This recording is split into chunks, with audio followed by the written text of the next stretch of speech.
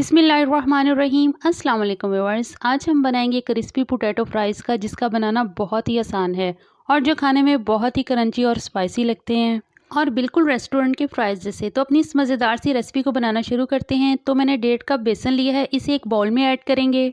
बेसन ऐड करने के बाद इसमें कुछ और मसाले ऐड करेंगे, जिसमें है ज़ीरा 1 टेबल स्पून और सूखा धनिया कुटा हुआ है ये मेरे पास 1 टेबल स्पून और कुटी हुई लाल मिर्च half table spoon, chaat masala half table spoon, नमक हस्बे ज़रूरत है, मैंने यहाँ 1 टेबल स्पून लिया है।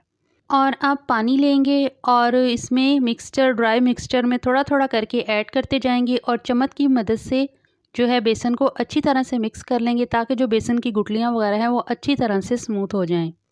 कंसिस्टेंसी आप इसकी देख लें, ये बेसन इतना गाढ़ा होना चाहिए। अब यहाँ मैंने एक आलू लिया है और इसे छील लेंगे। आप इसको फिंगर की शेप में भी कट कर सकते हैं और मैंने इसे जो है वो डी शेप में कट किया है और इसे मैंने थोड़ा सा जो है वो मोटा काटा है, ताकि इसकी जो लुक है वो एक जिंगर चिप्स की आए।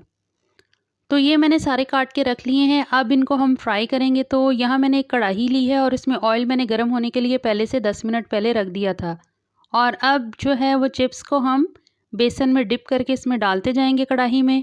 और चिप्स को जो हम मीडियम लो फ्लेम पे फ्राई करेंगे, चूँकि ये थोड़े से मोटे कटे हुए हैं और इसके ऊपर बेसन की भी एक तह है, तो ये कहीं से कच्चे ना रह जाएं, इसलिए इनको हम मीडियम लो फ्लेम पे फ्राई करेंगे।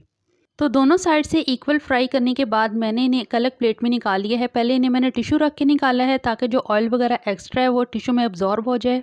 और अब इन्हें मैंने अपनी सर्विंग प्लेट में निकाल लिया है। अब हम इन्हें चिप्स को जो है वो ट्राई करते हैं। लुक आप इसकी देख लें, कितनी ज़बरदस्त आई है, क्रंची और स्पाइसी और बिल्कुल जिंगर चिप्स जैसी। तो जितना ये फ्राइज़ दिखने में खूबसूरत है, उतना खाने में भी ये बहुत ही जायके वाला और टेस्टी और एकदम क्रंची है और बहुत ही ज़बरदस्त है। तो ज़रूर बनाइएगा और कमेंट बॉक्स में मुझे बताइएगा कि आपको ये फ्राइज़ कैसे लगे। तो रेसिपी पसंद आए तो प्लीज़ लाइक कीजिए, शेयर कीजिए, चैनल को सब्सक्राइब करना ना भूलिएगा। मिलते हैं अगली रेसिपी में, अगली वीडियो में। तब तक के लिए इजाज़त दीजिए। अल्लाह हाफिज़।